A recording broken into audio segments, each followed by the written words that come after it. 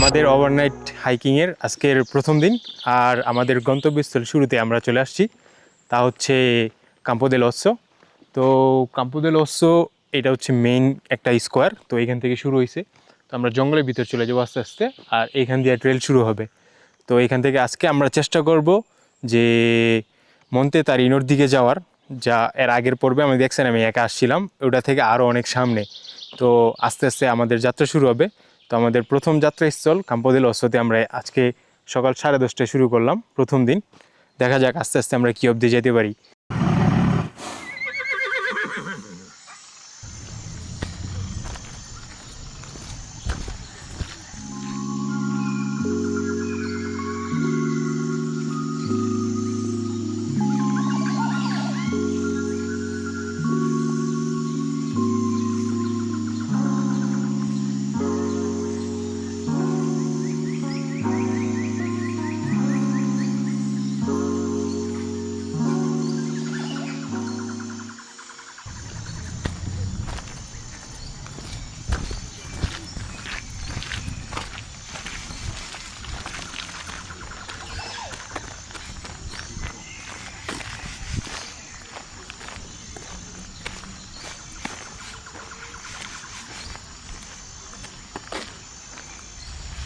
আমাদের প্রথম ভিউ পয়েন্টে আমরা চলে আসছি।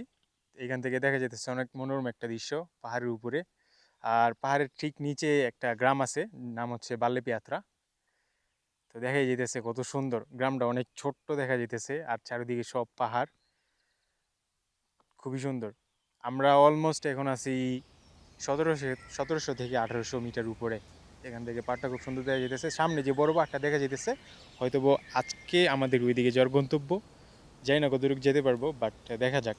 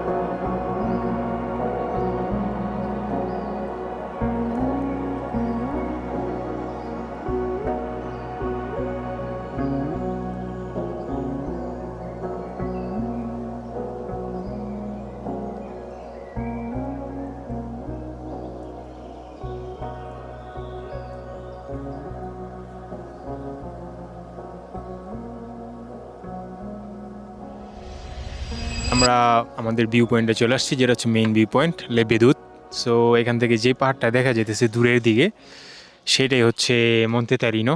সো দেখা যায় ওটা আমাদের থেকে অলমোস্ট আরও 400 মিটার দিস লেভেলতে আছে, মানে 400 মিটার উপরে। তো আমাদের সারাদিন আজকে ওইটাই যাইতে হবে প্ল্যান, কিন্তু মেবি যাওয়া পসিবল না। তো আজকে একটু আগে একজনের সাথে কথা বললাম, উনি বলল যে ওইদিকে যাওয়া একটু টাফ। তো দেখা যাক কতটুকু আমরা যেতে পারি। তো আস্তে আস্তে আমরা ওই দিকে যাব। এই সাইনবোর্ডগুলো দেখলে অলমোস্ট বোঝা যায় যে আমরা কোন দিকে যাব। এটা হচ্ছে ট্রেলের মেইন সাইনবোর্ড। তো এই সাইনবোর্ডে আমরা দেখতে পারতেছি যে এখানে আছে মন্তে আয়ুতোরো 25 মিনিট, মন্তে তারিনো 4 ঘন্টা। মন্তে তারিনোর দিকে যাইতে 4 ঘন্টা লাগে। তো এটা একটা বেসিক স্টাফ, আর এই বেসিক মাপটা এভারেজে করা হয়, কিন্তু আসলে এরকম হয় না, কারণ আমরা অনেক হেভি ওয়েট নিছি, তো এরকম 25 মিনিটে যাওয়া পসিবল না বা 4 ঘন্টা যাওয়া পসিবল না। বাট আমরা ট্রাই করব যাওয়ার। আমাদের খাবার টেবিল, তো এখানে আমরা খাবার একটা বিরতি নেব আস্তে আস্তে, এই আর কি। তো প্রথম দিনের খাবারে আছে পানিনিও, অলমোস্ট ভর্তি হয়ে গেছে। বুঝছো, ইম্পর্টেন্ট হচ্ছে এনার্জি বাবা। আর আছে ছোটো ছোটো লাত্তের বোতল, যা দুধ। চা তো খাওয়া যাবে না, বাট অন্য কিছুতে ইউজ করা যাবে। আর স্মল স্ন্যাক্স, যা হচ্ছে এনার্জি বার, মাঝে মাঝে ছোটো ছোটো ব্রেডে খাওয়া। আর হচ্ছে মানে বাগেট, যা কালকের জন্য, ভালো থাকলেই ভালো, না ভালো থাকলে দেখা যাব।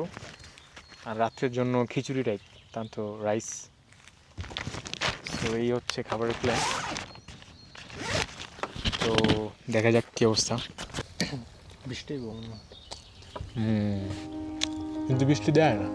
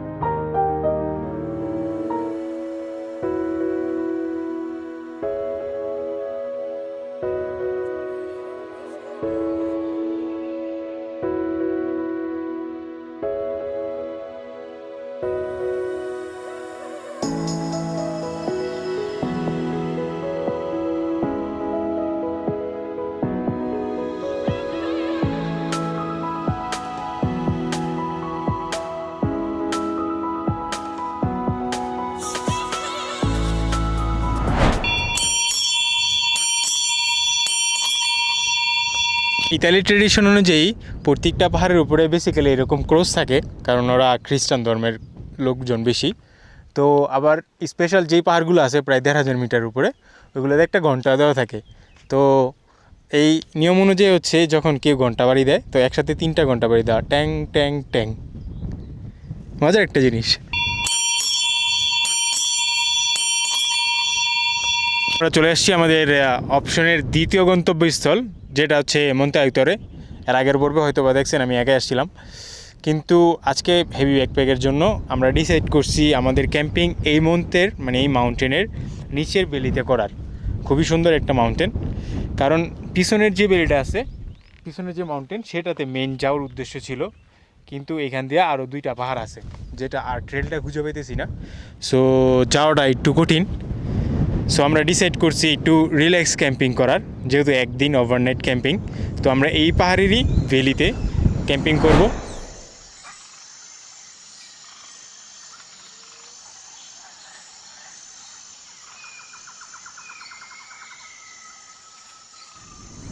আমরা ডিসাইড করছি এই জায়গায় ক্যাম্প করার। জায়গাটা মোটামুটি পাহাড়ের বেলি দিয়ে পড়ছে, পাহাড়ের উপরে। এটা মেন পয়েন্ট না, মেন পয়েন্ট একটু দূরে। তো বেলি, তো এখানে মোটামুটি দেখা যায় সমান জায়গা আছে, তো আরামসে ক্যাম্প করা যাবে। তো অনেক কে হয়তো বা কেউ একজন আগে ওই জায়গায় ক্যাম্প করছে, ওই জায়গায় ওই সাইডে একটু আগুনও দেখা যায়, আগুন জ্বরাইছিল, ওইটাও দেখা যায়। তো আমরা পরিবেশ আর নষ্ট না করে চেষ্টা করবো ওই সাইডে আগুন ধরানোর।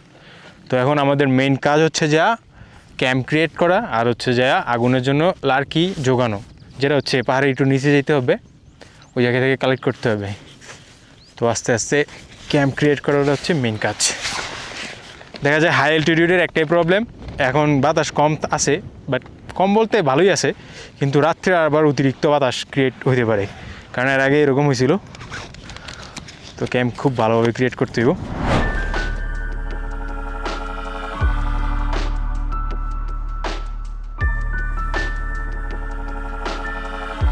দের টেন্ট বানানো মোটামুটি কমপ্লিট, এটা বাতাসের মধ্যেও কমপ্লিট করে ফেলছি। তো এখন আমাদের সেকেন্ড টাস্ক হচ্ছে, এখানে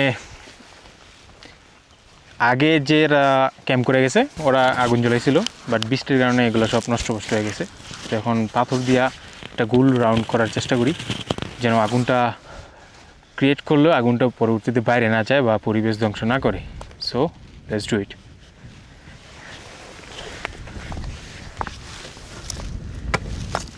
ছোটো ছোটো পাথরগুলা ভিতরে ছেড়ে দিয়া বড় ডিপ বাইরে বাইরে দিয়ে দিলে কেমন হইব? রাউন্ড বেশি বড় রাউন্ড দিস না, ছোটো খাটো রাউন্ড দে, তাহলে দুইটা করে পাথর সম্ভব হইব।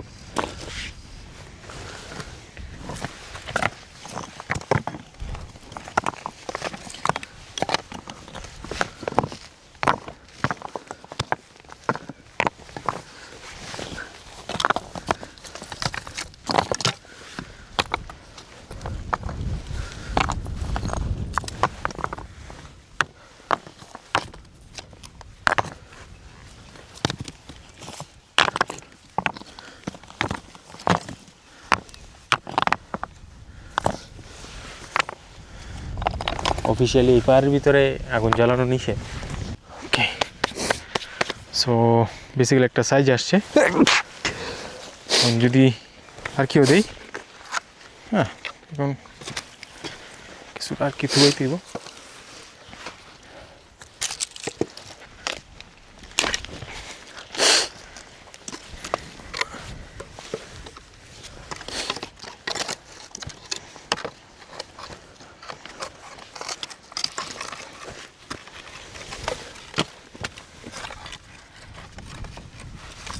এত দাম করে পুড়ে যাবো একটু পরে, আগুন ধরে গেলে খা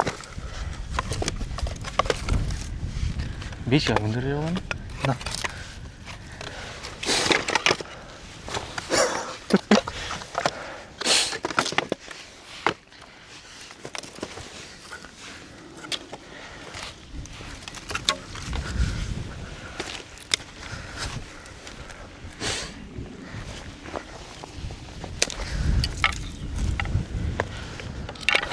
ওকে, কয়েকটা ছোটোখাটো কাপড়ের মতো কিছু মানে পাতলা জিনিস দিতে হইব, আর সব লার্কি এক লগে দেন যাবো না, কিছু জমা রাখতে হইব। ওকে, তাহলে আগুন কন্ট্রোল করুন যাইব। আচ্ছা, বড় গাছগুলো এই জায়গাতে সরাই দিলে কেমন হয়? ভালো। ওকে, আমাদের পরবর্তী মিশন হচ্ছে কিছু ছোট ছোট লার্কি আর কিছু পাতলা ঘাস শুকনা কিছু থুবানো, যেন আগুনটা সহজে জ্বালানো যায়।